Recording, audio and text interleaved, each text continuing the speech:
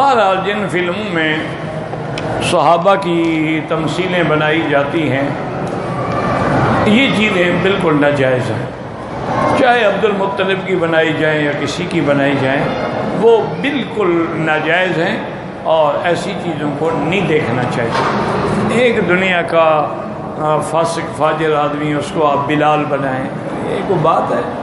انا للہ و انا الیہ راجعون۔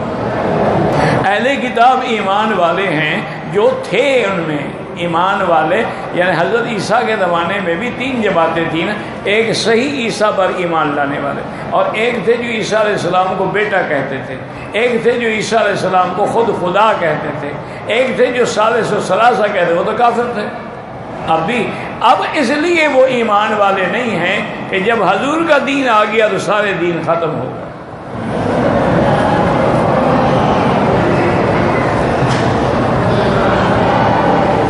اگر 8 سال کا بچہ ہے، اس کا وضو وغیرہ درست نہ ہو، عمرہ ہو جائے گا، وہ بالغ ہی نہیں ہے، اس پہ حکم ہی نہیں ہے، کوئی پابندی نہیں ہے شریعت کی، وہ تو ویسے ماں باپ خوشی سے کرا دیتے ہیں کہ چلو اس کو بھی نفلی عمرے کا ثواب مل جائے گا، ورنہ اس پر احکام کی تو کوئی پابندی نہیں۔ کہتے ہیں جی کہ کسی اہل کتاب سے شادی کرنا جائز ہے، بالکل جائز ہے۔ اہل کتاب سے مراد ہے یہودی، اہل کتاب سے مراد ہے نصرانی، لیکن ایک بات یاد رکھو، کم از کم وہ اہل کتاب تو ہوں نا، اگر ان کو پتہ ہی نہیں کہ تورات کیا ہے انجیل کیا ہے، یعنی وہ لا مذہب ہے، لا دین ہے، بس صرف اپنے آپ کو نصرانی کہتے ہیں، تو ایسی لڑکیوں سے شادی نہیں ہوتی۔ اپنے مذہب پر تو پکی ہو نا، تو پھر اس سے شادی کرنا جائز ہے، اور وہ بھی اہل کتاب کی لڑکی سے۔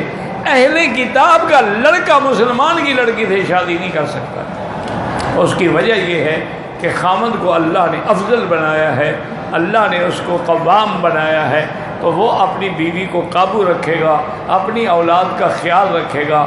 لیکن اگر وہ نعوذ باللہ ثم نعوذ باللہ لڑکی کسی کافر کے پلے چڑھ گئی، وہ تو خود بھی کافر ہو جائے گی اور اولاد بھی کافر ہوگی۔ جیسے آج کل آپ دیکھیں ہندوستان میں کتنی لڑکیاں ہیں بیچاری، کوئی تو مجبوری سے اور کوئی شوق سے، عائشہ سے اوشا بن گئی، کوئی آشا پوسرے بھائی، یہ سب عائشہ تھی نا۔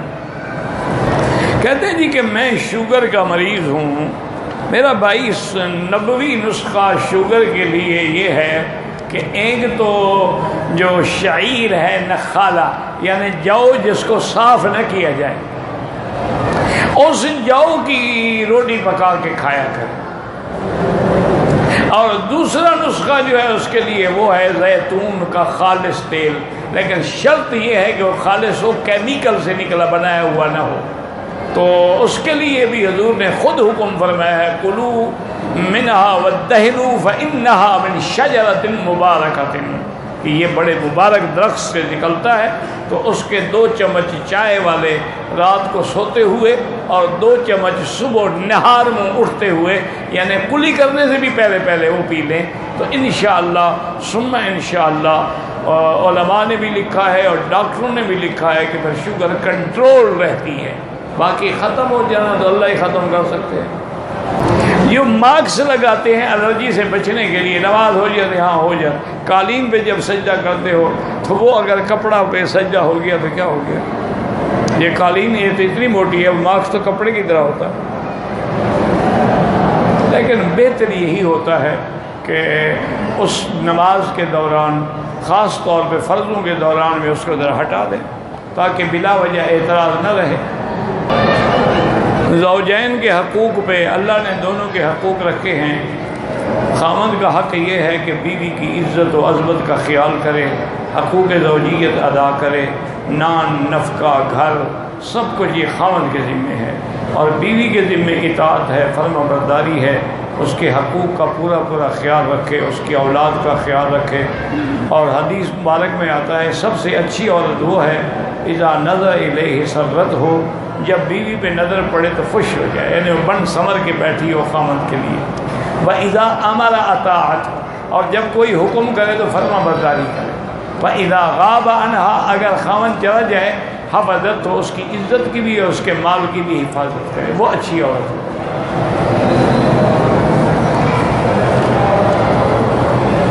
سورۃ یاسین پڑھ کے ثواب بھیجیں، کوئی منع نہیں، لیکن یہ قبروں پہ بیٹھ کے پڑھانا جو ہے یہ ثابت نہیں ہے۔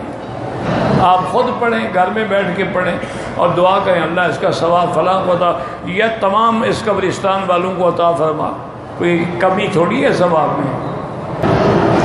افضل یہ ہے کہ تہجد کی 4 رکعتیں ایک سلام سے پڑھی جائیں، چونکہ حدیث مبارک میں بی بی عائشہ صدیقہ رضی اللہ تعالیٰ عنہ سے روایت ہے، جب پوچھا گیا تو آپ نے فرمایا کہ آپ 8 رکعت پڑھتے تھے اور یسقان یصلی اربعن اور 4 رکعت کر کے پڑھتے تھے۔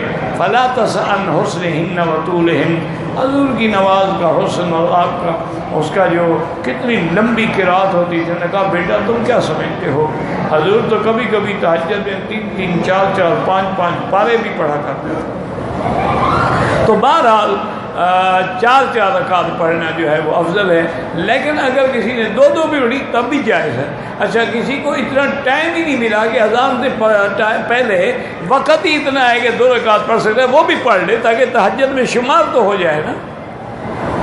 اور دوسرا یہ بھی ہے، یاد رکھو کہ ابھی مثلاً عشاء پڑھو گے، عشاء کی نماز پڑھ کے تم گھر چلے گئے، سونے سے پہلے وضو کر کے 2 رکعت 4 رکعت پڑھو، یہ بھی تہجد ہے۔ تہجد کے لیے نیند کرنا ضروری نہیں ہوتا، یہ لوگوں کو غلط فہمی ہے کہ جی پہلے سو جائیں اٹھے گا تو تہجد پڑھے گا، بے وقوفی والی بات۔ عشاء کے بعد جتنی نفل پڑھو گے سب تہجد ہے، لیکن اس کا افضل وقت وہی آخری حصہ ہے رات کا، کہ آخری حصے میں چونکہ اللہ تبارک و تعالی نزول اجلال فرماتے ہیں آسمان دنیا پہ، اور اللہ خود فرماتے ہیں کہ ہے کوئی مانگنے والا جس کی میں آرزو اور درخواست پوری کروں، تو وہ رحمت کا گھڑی ہے، رحمت کا وقت ہے۔ اور مومنوں کی شان یہ ہے کہ وَبِالْأَسْحَارِ هُمْ يَسْتَغْفِرُونَ، کہ وہ سحر کے وقت میں استغفار کرتے ہیں۔ تو اس لیے ہمیشہ کوشش کیا کریں، باقی اللہ کے ہاتھ میں ہے، واللہ اعلم۔